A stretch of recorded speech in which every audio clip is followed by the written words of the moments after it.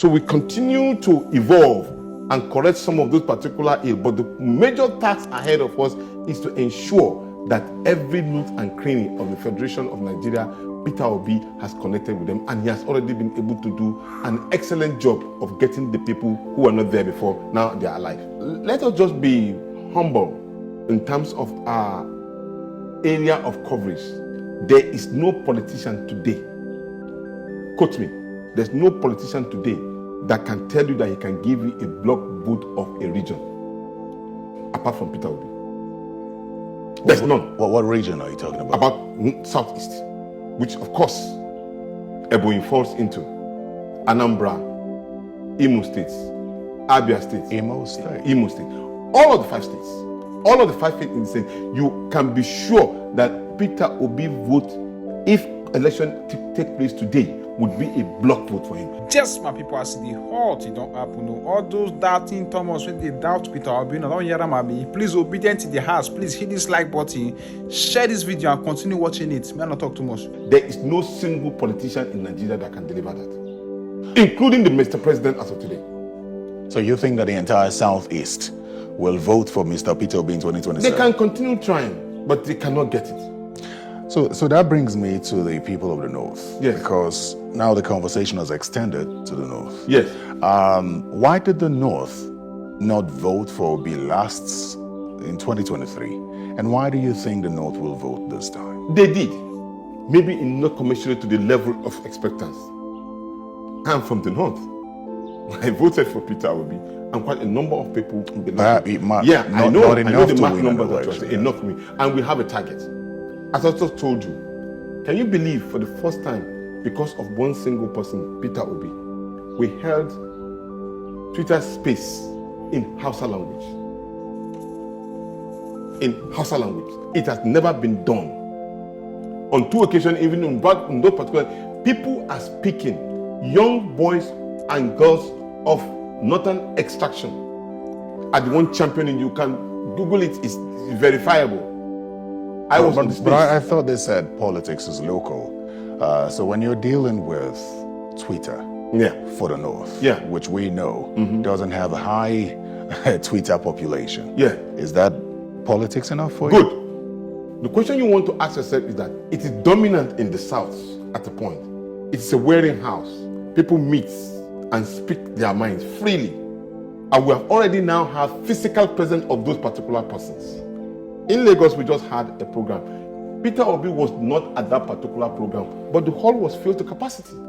People who usually speak to themselves from different, they don't even know each other, but they met in Lagos until you see the Southwest entirely met, and they met the same way too in Kano. They met that way in Gombe. They met the same way in Onitsha, and they will be meeting possibly a different way in Port Harcourt or Bayelsa State, and probably in the North Central.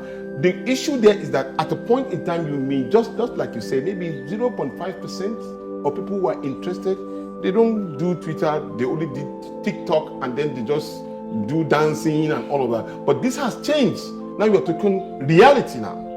People are talking about Electoral Act. People are talking about how they will transform their economic well-being in the northern part. These are young persons who are not interested in those particular narrative before.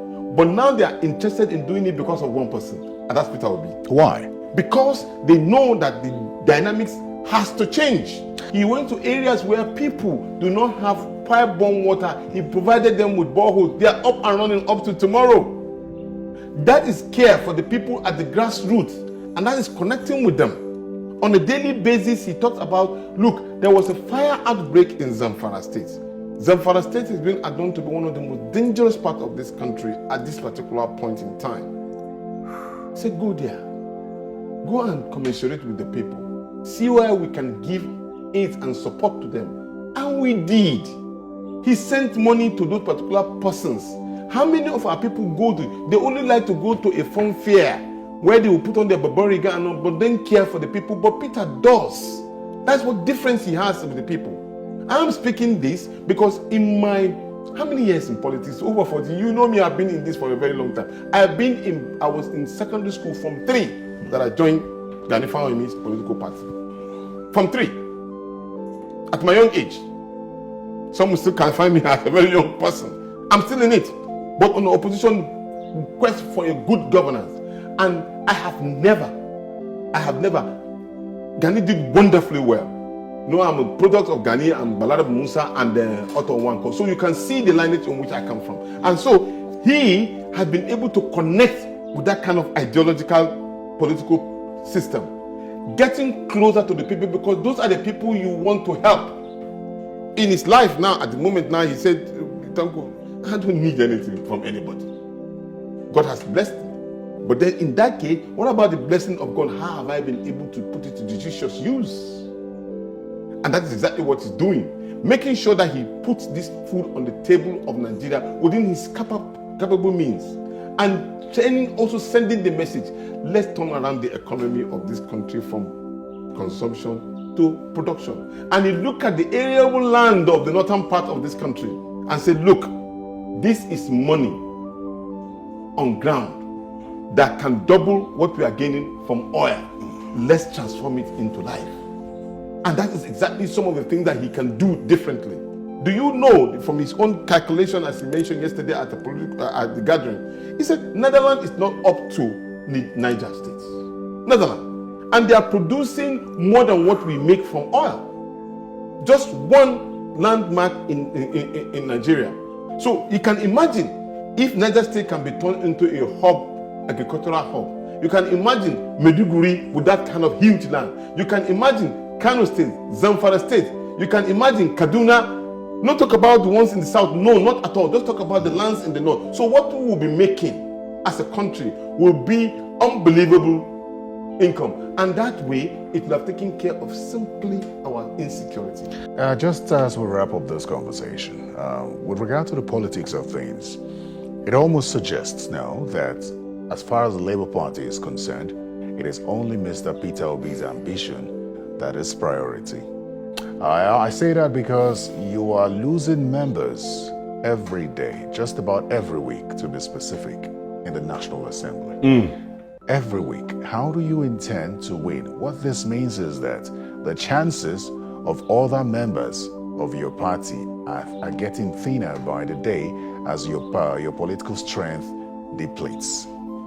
That brings us the issue of one of the 5 points I raised with you, the danger in a democracy. The Electoral Act, and of course Mr. Peter Obi has made it clear, we are not mixing words.